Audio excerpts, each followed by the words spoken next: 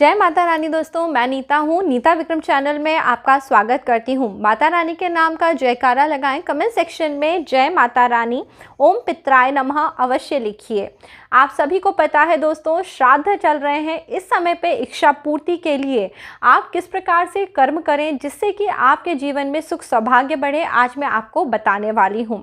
दोस्तों, पितरों को प्रसन्न करने मात्र से जीवन में कई तरह के सुखों की प्राप्ति होती है।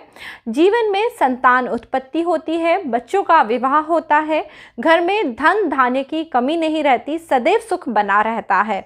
यदि आप भी चाहते हैं आपके जीवन में भरपूर सुख रहे तो आपको यह वीडियो बहुत ही ध्यान से देखना है, क्योंकि आप यदि अपने जीवन में यह सभी कार्य करते हैं तो आपको अद्भुत रूप से सफलता और सुखों की प्राप्ति ज़रूर होगी। जल्दी से दोस्तों नीता विक्रम चैनल सब्सक्राइब करिए। वीडियो के नीचे बने हुए लाल रंग के सब्सक्राइब के बटन को प्रेस करिए। बाजू में बनी हुई घंटी अथवा बेल के आइकन को प्रेस करिए। ऐसा करने से आपको व्रत त्योहारों संबंधी सही जानकारी निःशुल्क प्राप्त होगी, जिससे कि पूजा पाठ में आपसे कोई गलती नहीं होगी। आज का वीडियो यदि आपको अच्छा लगता है तो इसे लाइक कर लीजिए और फैमिली फ्रेंड्स में सबके साथ ज़रूर शेयर करिए, जिससे आपको धर्म का लाभ होगा। चलिए दोस्तों, वीडियो शुरू करते हैं। तो दोस्तों, मैं आपको बता रही हूँ भविष्य पुराण के अनुसार विभिन्न प्रकार के श्राद्ध क्या होते हैं, स्वयं भगवान सूर्य श्राद्धों का क्या वर्णन कहते हैं। दोस्तों, जब मनुष्य जन्म लेता है उस समय पे 5 प्रकार के यज्ञ करने के लिए मनुष्यों का जन्म होता है। भूत यज्ञ, पितृ यज्ञ, ब्रह्म यज्ञ, देव यज्ञ एवं मनुष्य यज्ञ।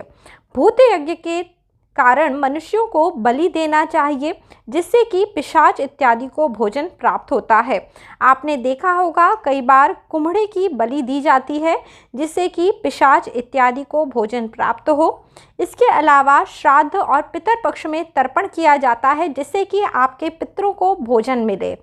स्वाध्याय यानी आपकी बुद्धि का विकास हो, इसके लिए ब्रह्म यज्ञ करा जाता है, जिसमें मनुष्य चिंतन करता है और ज्ञान का अर्जन करता है।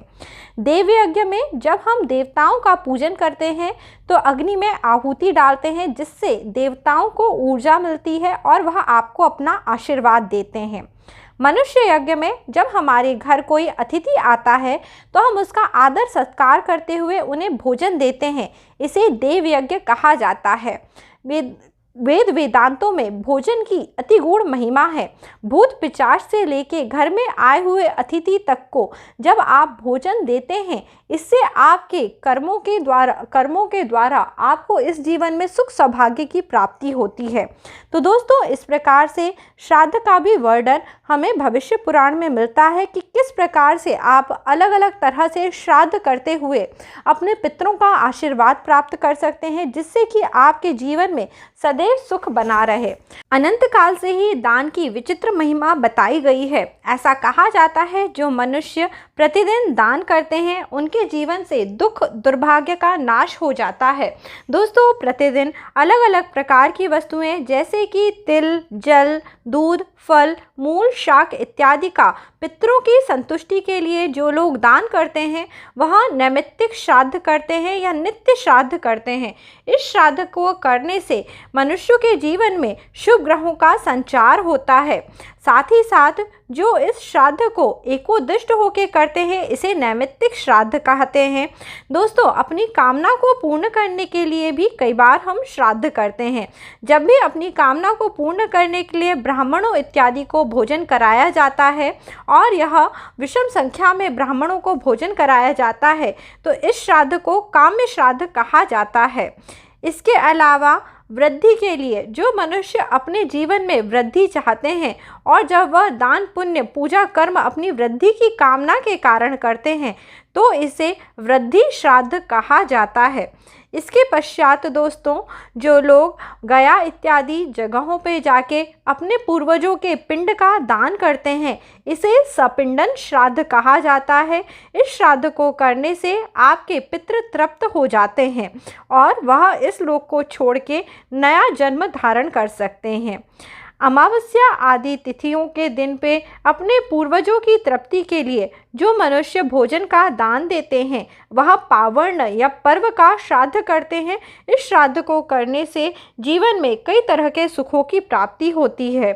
कई लोग अपने घर से रोज गौ ग्रास का दान करते हैं, जिसे अतिश्रेष्ठ बताया गया है। गायों के निमित्त करा जाने वाला यह दान गौष्ठा श्राद्ध कहलाता है। इस श्राद्ध कर्म को करने से भी आपके पितृ संतुष्ट होते हैं और घर में सुख सौभाग्य सदैव बना रहता है। शुद्धि श्राद्ध। दोस्तों, शुद्धि श्राद्ध में अपने पितरों की तृप्ति के लिए आप विद्वान ब्राह्मणों इत्यादि को भोजन करवाते हैं और उनसे आशीर्वाद प्राप्त करते हैं। इस प्रकार के श्राद्ध को शुद्धि श्राद्ध कहा जाता है। इसके बाद यदि आपके घर में कोई शिशु जन्म लेता है या घर में कोई शुभ अवसर होता है, उस समय पे भी हम ब्राह्मणों को दान देते हैं और कई सारी भोजन इत्यादि की वस्तुएं देते हैं।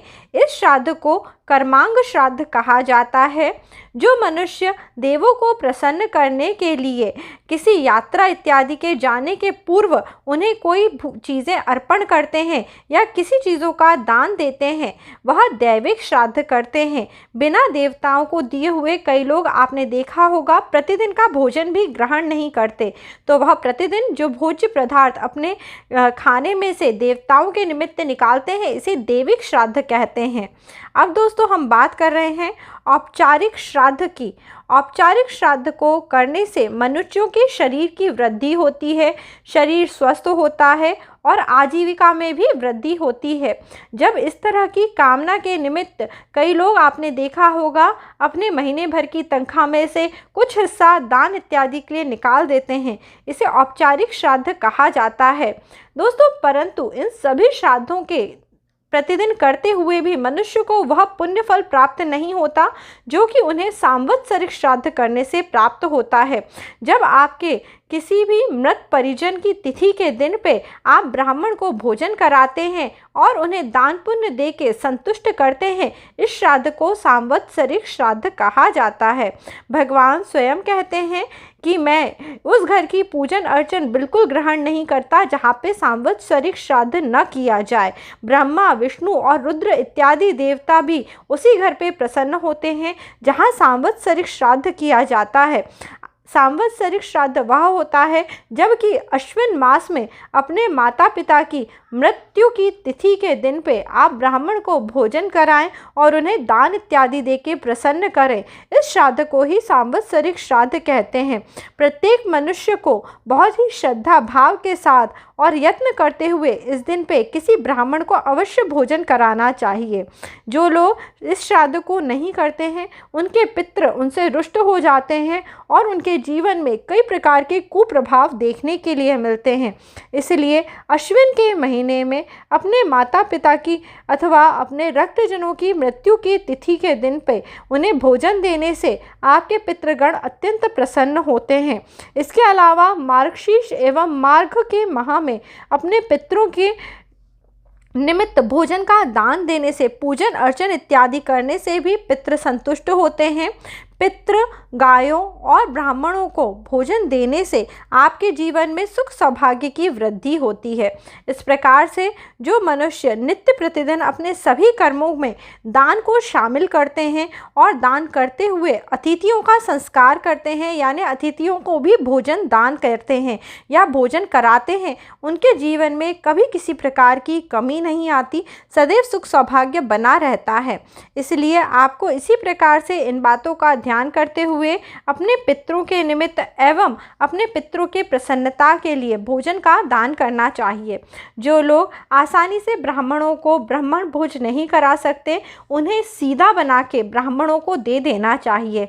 इस सीधे में आटा, आलू, नमक और भोजन बनाने के जो भी पदार्थ हैं वह रख के आपको ब्राह्मणों को देना चाहिए।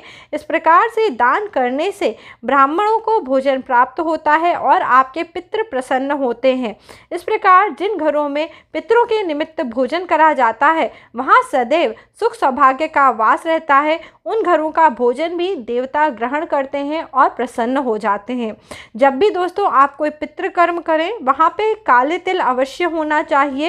काले तिलों के होने से यह भोजन देवता अर्थात पितरों को प्राप्त होता है और आपके जीवन में सुख सौभाग्य की वृद्धि होती है। तो अब आप जान गए होंगे कि श्राद्ध के समय में पितरों को भोजन देने से किस प्रकार आपके जीवन में सुख सौभाग्य आता है। एवं सभी तरह की मनोकामनाओं की पूर्ति होती है। जिस घर में पूरी श्रद्धा के साथ श्राद्ध कर्म करे जाते हैं, वहाँ पितर प्रसन्न होते हैं, घर के लोगों को आशीर्वाद देते हैं, वहाँ असमय किसी की तबीयत खराब नहीं होती, संतान की उत्पत्ति होती है और सदैव खुशियाँ बनी रहती हैं। इसलिए आपको अपने पितरों को भोजन अवश्य देना चाहिए।